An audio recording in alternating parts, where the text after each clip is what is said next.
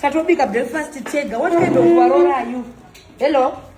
Muri warora we kumanyazarani. Muri kumarawi. Kanganisika tete paincha sort of confusion. Ndiyekuita sei? Kuti pau anga asiri panzvimbo. Wangori kuti uchifana ngori panapa pamba panapa. Tototsvaga chikafu. Ava varora vandevekare ava. Handivi? Havana kana nebasa risanofanira kunge vachikuti mainini makubata. Mainini makutora vachikurakidza. Handidya? Yeah, by 4 o'clock you are supposed to be, no matter how tired you are. Inini kumusha kwemurume wangu ndinomuka na 3 o'clock pamusha. Nototanga kucha anditeka nazo celebrate kana ndiri kumusha kwemurume wangu vabvunze vanokuudza kuti uyu makoti akaoma. Ndinomuka 3 AM pamusana kuya ndochaira yadhi ndovabikira vana tete vangu ndoita zvose ndozvinoita murozi. I'm not happy vanogona kutadza kukuudza but inini manje handiri mafira kurera. Yes, we love you but we have to tell you because wabva kuchata wakufanira kuchita zveurora. Izvo zvindageza ndega zvondibatsirei kuti muchiuya izvozvi netumafuta twenyutu. Tokupai sei mari dzacho? Handingadei watofa nemari.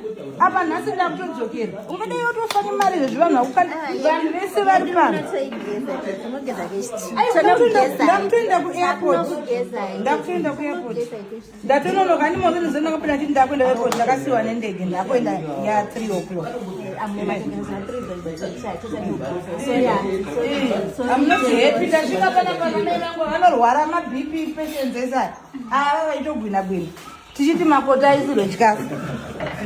Iwe uri kuita zvekuteerana nemurume wako. Iwe murume wacho wazoti makota anomuka kusei. Agwina-gwina ndo uyu. Uya aitogwina.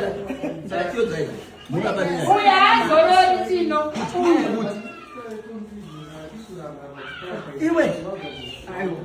Ndiana ita Sorry ana mama. Kwa utenga nyazi vanti. Iwe uyakusaidia. Ndokude uyakunokusaidia. Sasa unge vatojikiswa uja. Titenderera uyo. Titenderera uyo kuno kwati. Ayi usiku mwe. Wala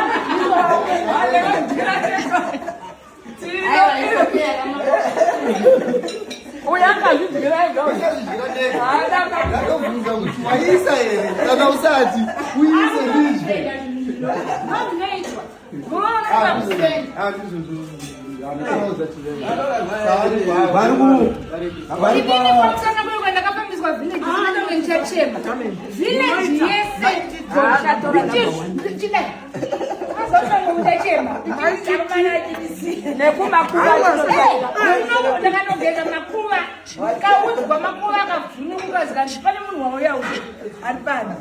kusvika uchibvunza kuva kuti mamungaseio ende pese panonofana kuindapo kunorigona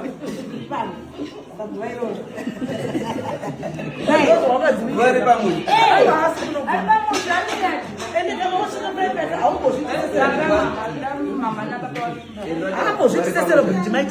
akasvika paya unotoyazonotizviziva kuti makoti chigara pasi ndoita mombe ndichisunga ndichikama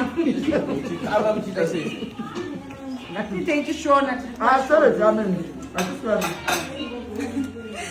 vakomana ngandizokere kuchishona wezingamuranga kuchishona